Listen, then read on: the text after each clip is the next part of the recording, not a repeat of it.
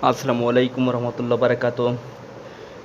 दोस्तों, हम इस लेक्चर में ये डिस्कस करेंगे कि सेकेंड ईयर की फ़िज़िक्स की जो चैप्टर नंबर 12 है, करंट इलेक्ट्रिसिटी, इसके एक्सरसाइज के जितनी भी एमसीक्यूज़ है हमारे पास, ये सारे एमसीक्यूज़ को हम एक एक आंसर के साथ डिस्कस करेंगे।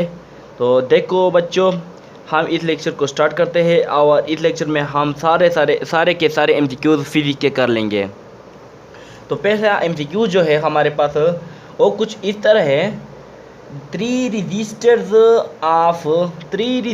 ऑफ रेजिस्टेंस, हमारे पास थ्री रजिस्टर्स है are each are combined in various ways. आप इनको मुख्तलिफ तरीक़ों से कंबाइन कर सकते हो। Which of the following can not be obtained, और आपके साथ इसमें से एक जवाब नहीं आएगा, लेकिन आपने ऐसे तरीक़ों से इसको कनेक्ट करना है कि इन आंसरों में से एक आंसर आपके साथ नहीं है लेकिन 3 आंसर आपके साथ मौजूद है। तो हम इस एमसीक्यूज़ को हल करेंगे, तो इसके बाद हम ऑप्शन पर क्लिक मारेंगे, क्योंकि हम तो पता चलेगा इसे कि हमारे पास ये ऑप्शन क्या है, करेक्ट आंसर है।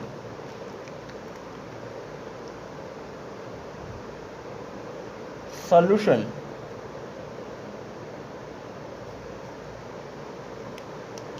तो इस एमसीक्यूज़ का सॉल्यूशन क्या है?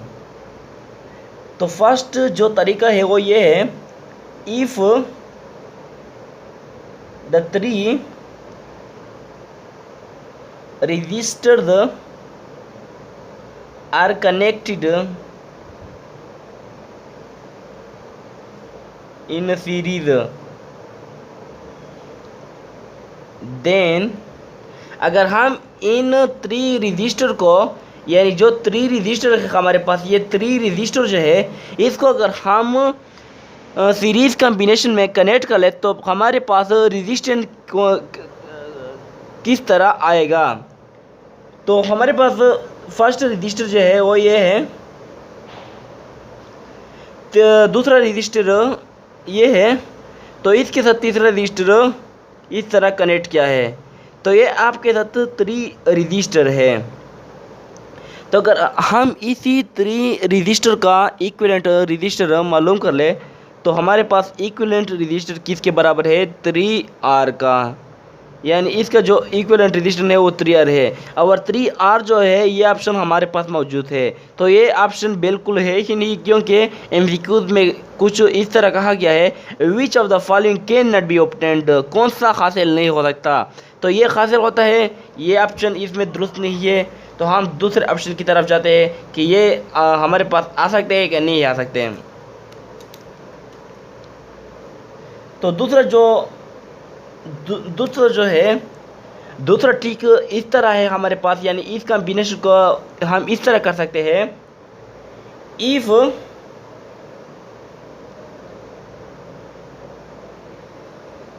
The 3 registers are connected in parallel, then अगर हम इन 3 रजिस्टर को अगर हम पैरेलल में कंबाइन कर ले तो फिर क्या होगा। फर्ज करिए हमारे पास फर्स्ट रजिस्टर है और ये दूसरा रजिस्टर है और ये तीसरा रजिस्टर है।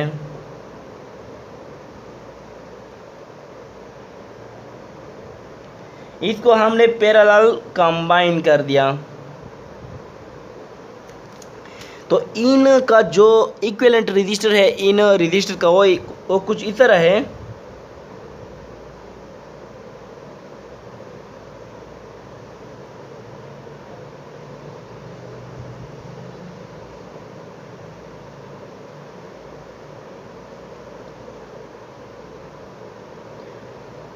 इक्विवेलेंट जो रजिस्टर है वो ये है कि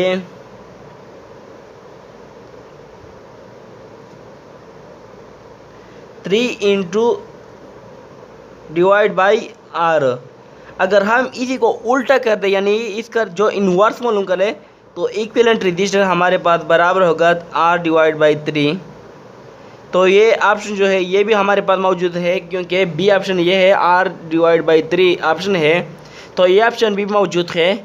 तो हम इसी दो में चेक करेंगे कि कौन सा ऑप्शन करेक्ट आंसर है। तो कौन सा आंसर करेक्ट नहीं इसको हम क्लिक मानेंगे।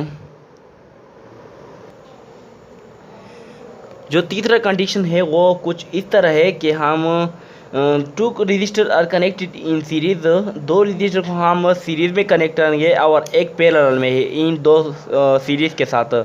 तो फिर क्या होगा, हमारे पास जो इक्विवेलेंट रजिस्टर है वो किस तरह आएगा। तो इक्विवेलेंट रजिस्टर कुछ इस तरह है, इज इक्वल टू 1/2R। ये 2R जो है ये सीरीज कॉम्बिनेशन का है, प्लस 1/R। तो इससे हमारे पास आ सकता है R 1 + 2 /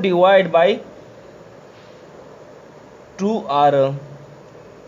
तो इनको हम जब ऐड कर ले यानी 2 + 1 को जब ऐड कर ले 3 आएगा / 2R। तो हमारे पास जो थर्ड ऑप्शन है वो इस तरह है, इंटू ओहम यानी 3/2 R ओहम। ये 3 ऑप्शन है। तो हमारे पास 3 ऑप्शन भी मौजूद है, 2/3 R इंटू ओहम। तो it is a correct option. तो हम इसको भी ये भी हमारे पास करेक्ट है और ये भी करेक्ट है, ये भी करेक्ट है। तो हमारे पास इस MCQs का जो सही आंसर है वो ये है, क्योंकि हमसे ये नहीं पूछा गया है कि कौन सा करेक्ट ऑप्शन है, ये पूछा गया है कि कौन सा करेक्ट नहीं है। तो ये हमारे पास क्या है, इस MCQs का सही आंसर है।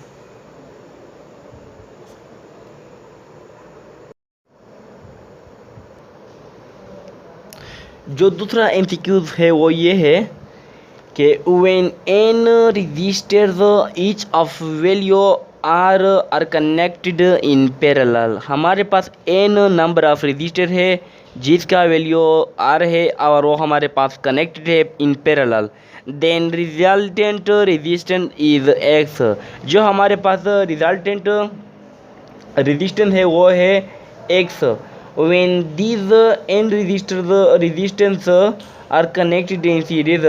अगर हमारे पास इन रजिस्टरों को हम सीरीज़ में कनेक्ट कर ले then total resistance will be. तो हमारे पास जो टोटल रेजिस्टेंस है वो किस तरह होगा। तो हमारे पास जब पैरेलल में थे तो कुछ इस तरह थे,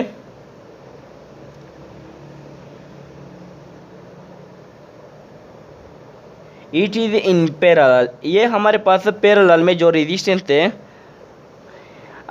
और इससे हम जब R की वैल्यू निकाले,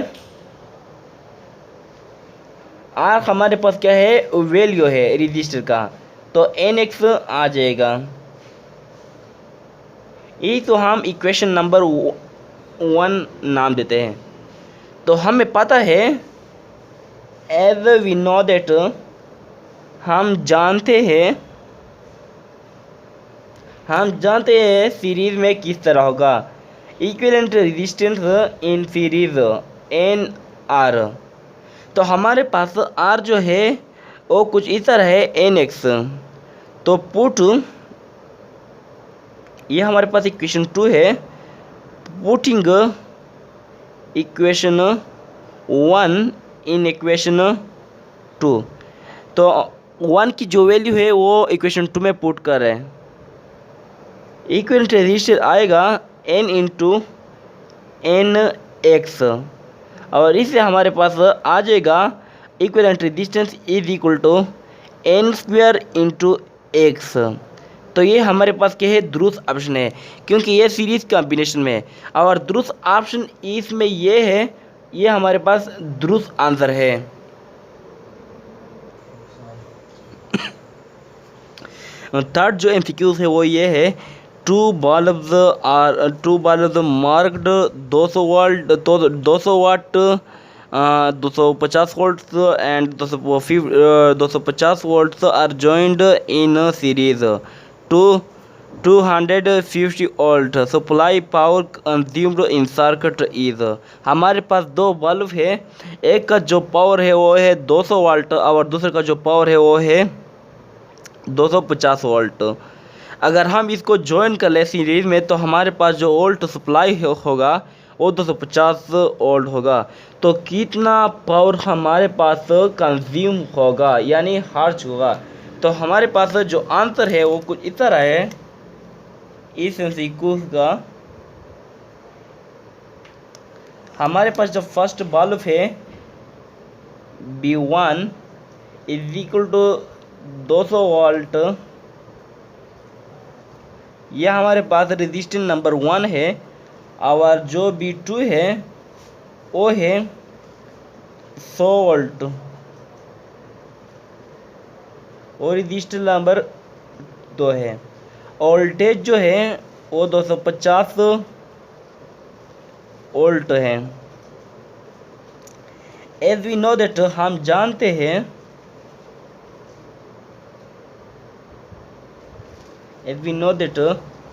P1 is equal to V square divided by R and R1 is equal to V square into P1, क्योंकि हमने R1 और P1 को रिप्लेस कर दिया आपस में।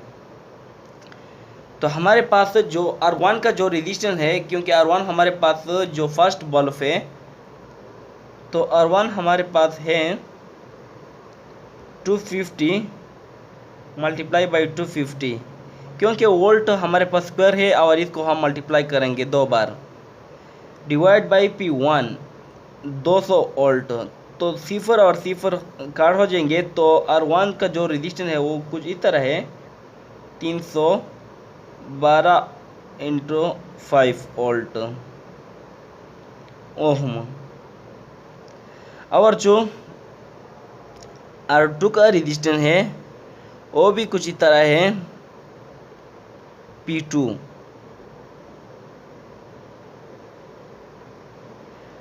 V2 जो है वो है 250 multiply by 250 divide by P2 जो है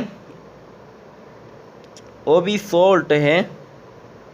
तो हमारे पास R2 625 ओम आ जाएगी।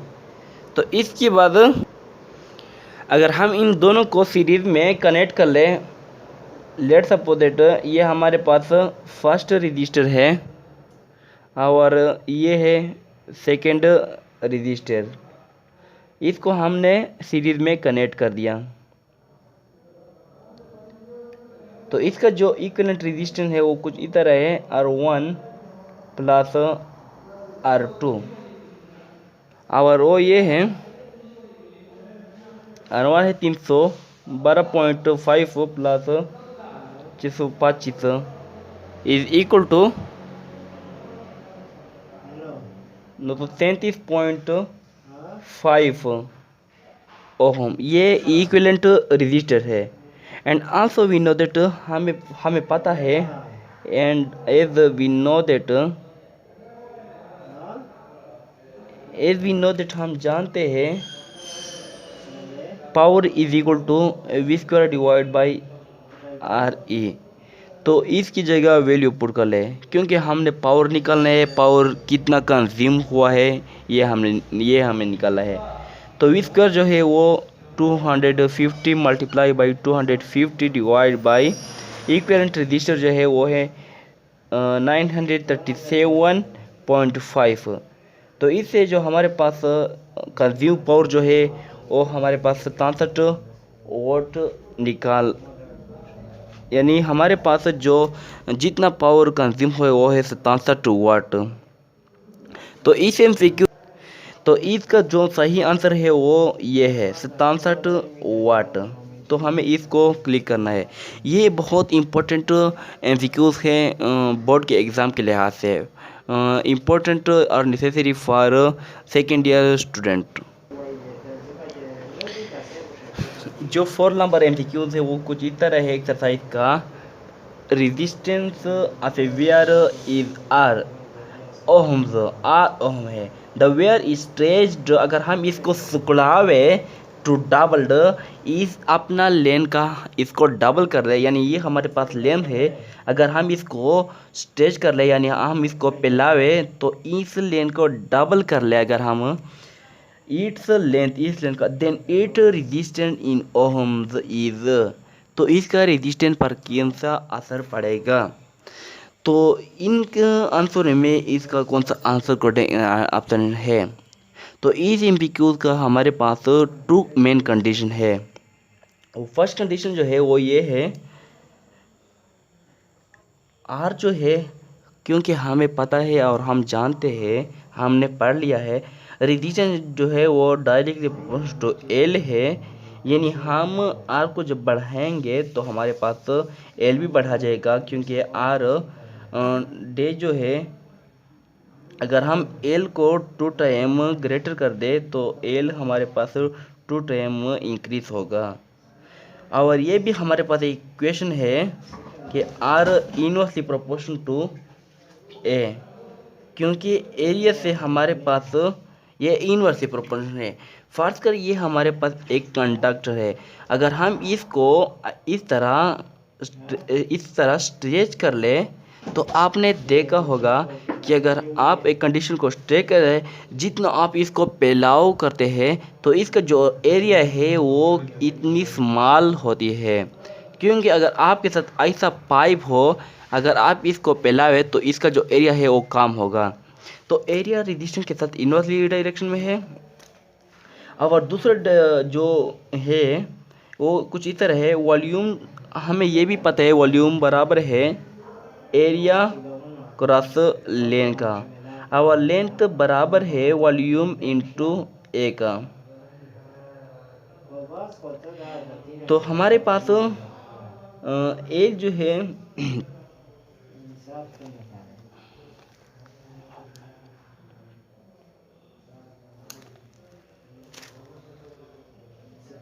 Saída ya da Argentina, caçando, de paiseu, e desse paidano.